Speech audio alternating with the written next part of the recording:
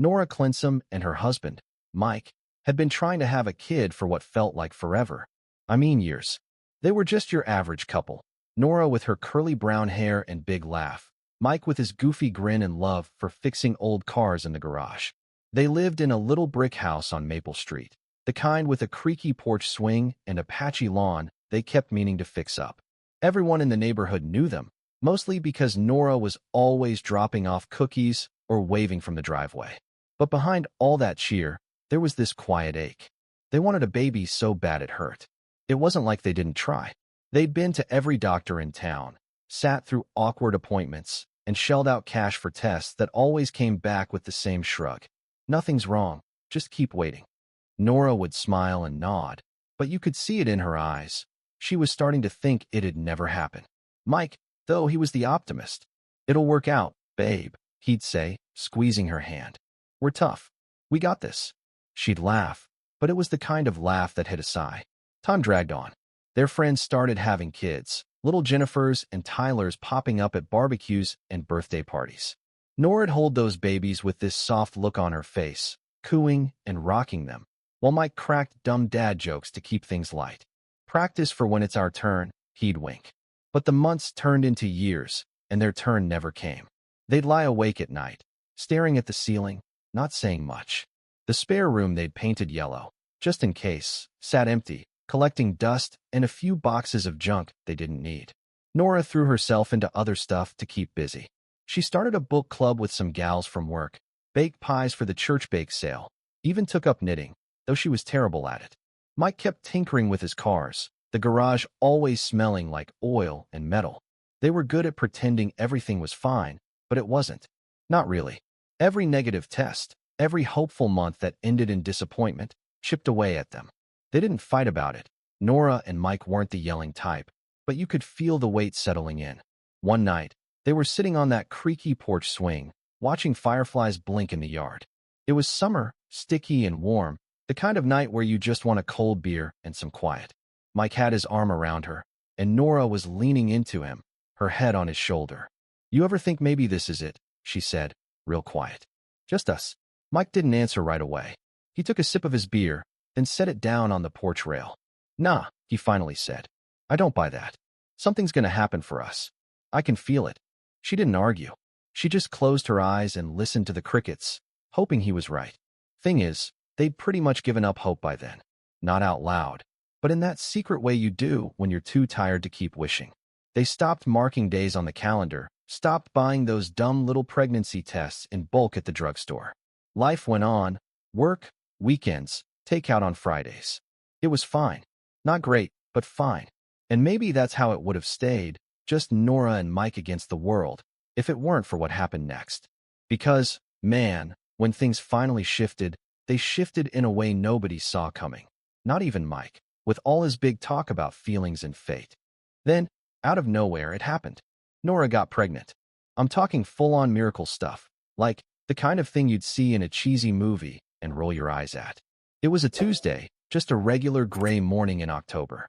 Nora was in the bathroom, brushing her teeth, when she realized something felt off. Not bad off, just different.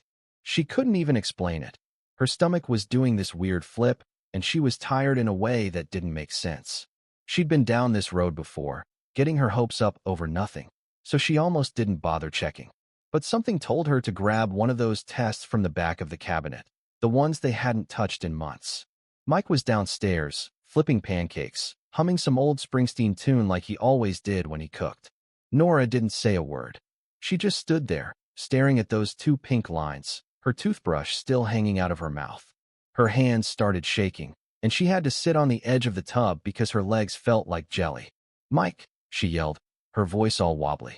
He came running up the stairs, spatula still in his hand, thinking she'd slipped or something. What's wrong? He said, bursting through the door. She just held up the test, eyes huge, and he froze. No way, he whispered. Then louder, no way. They hugged so tight it's a wonder they didn't crack each other's ribs.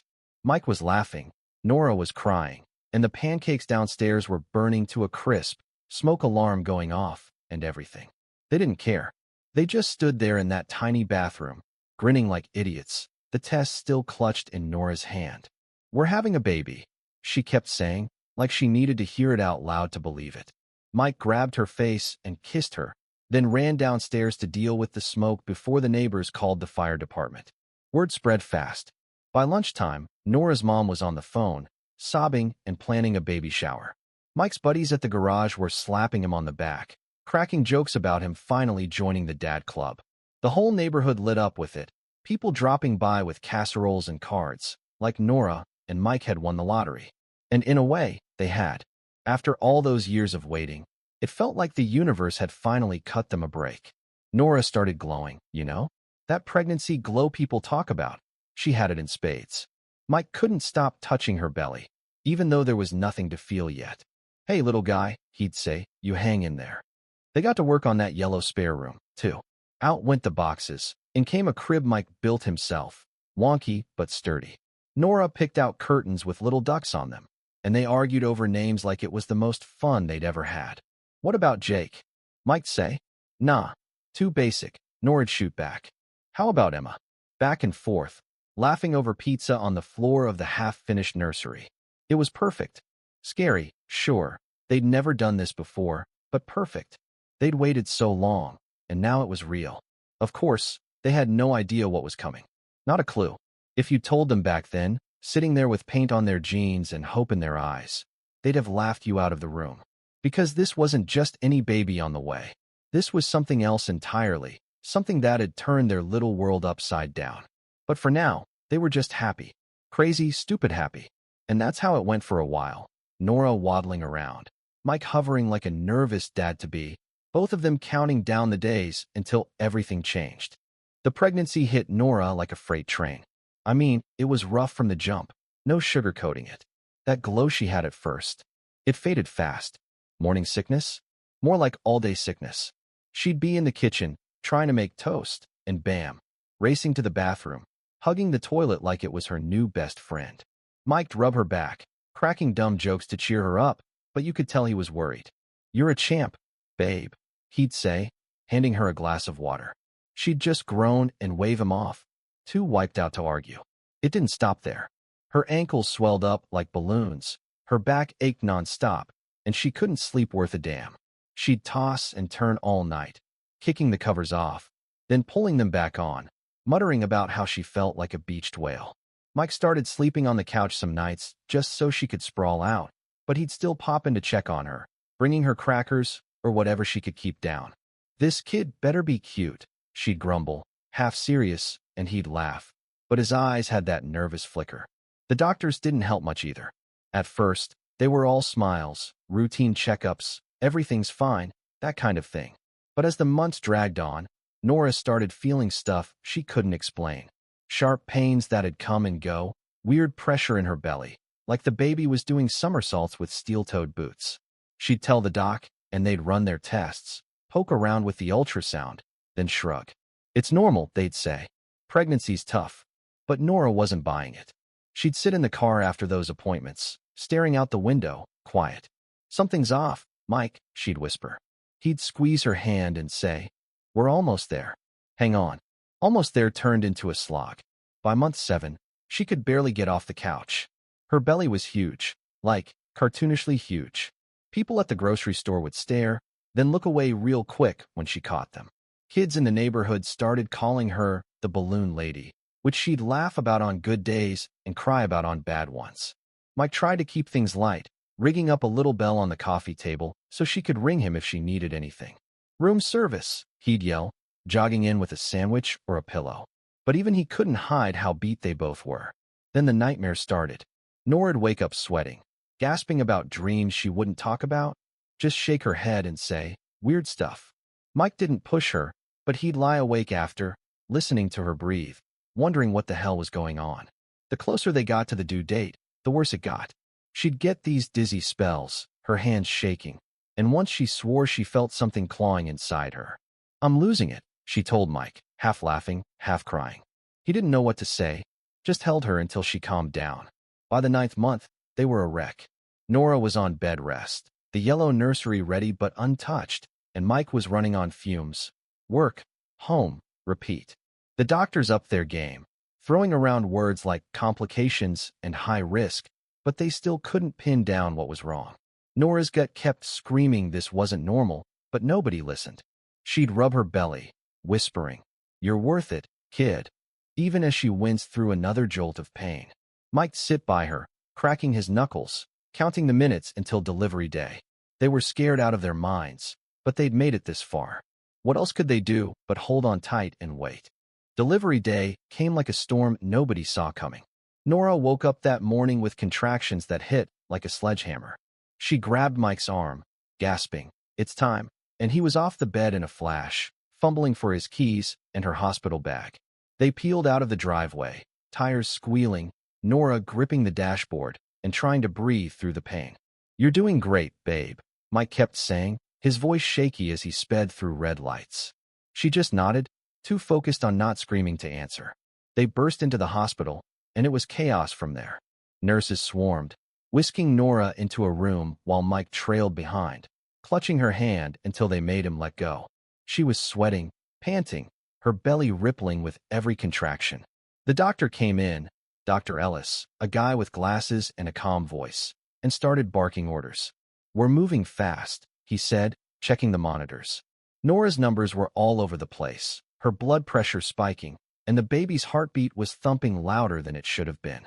Mike stood by her head, brushing her hair back, whispering, "You got this, Nora. You got this." But then things went sideways. Nora started screaming, not just pain screams, but something raw, like she was scared out of her mind. The nurses froze, the room going quiet except for her cries and the beep of the machines. Dr. Ellis leaned in with the ultrasound, squinting at the screen, and his face went white. "What the hell?" he muttered, and that's when the other doctor, Dr. Patel, rushed over. They stared at the monitor, jaws dropping, and Mike caught a glimpse, something big, something moving, something that didn't look right. "What's wrong?" he yelled, but nobody answered. They were too busy freaking out. Nora pushed, and it was like the whole room held its breath. The lights flickered. Yeah, flickered, like some horror movie crap, and the air got thick. Dr. Ellis shouted, "One more, Nora, come on." She gave it everything, her face red, veins popping, and then boom. Out it came. Not a cry, not a wail, but this deep, guttural grunt. The doctors stumbled back, one nurse dropping a tray with a crash. Mike leaned over, expecting to see his kid, and his eyes went wide. Nora, half out of it, croaked, "What is it?" Nobody spoke. They just stared.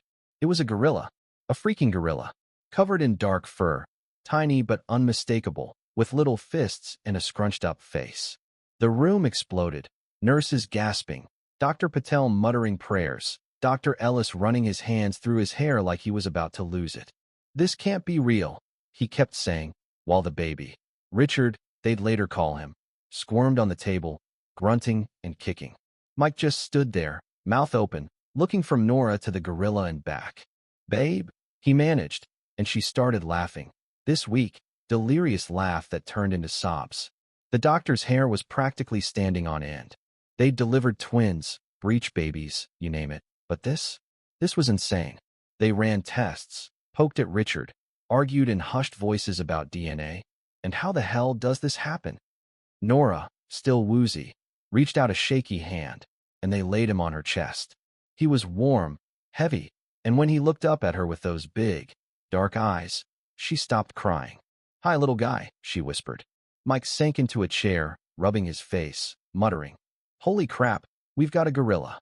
The room was a mess. The staff was losing it, but Nora and Richard? They were locked in, like nothing else mattered. Richard the gorilla didn't just come home with Nora and Mike. He became family, plain and simple. After the hospital chaos, they brought him back to that little brick house on Maple Street, crib and all. Nora was still sore, still reeling, but when she looked at Richard, all bundled up in a blanket too small for his furry little self, she just smiled. "You're ours," she said, and that was that. Mike was slower to come around. He'd stare at Richard, scratching his head, muttering, "I'm a dad to a gorilla," like he was testing the words out. But then Richard grabbed his finger with that tiny, strong grip, and Mike melted.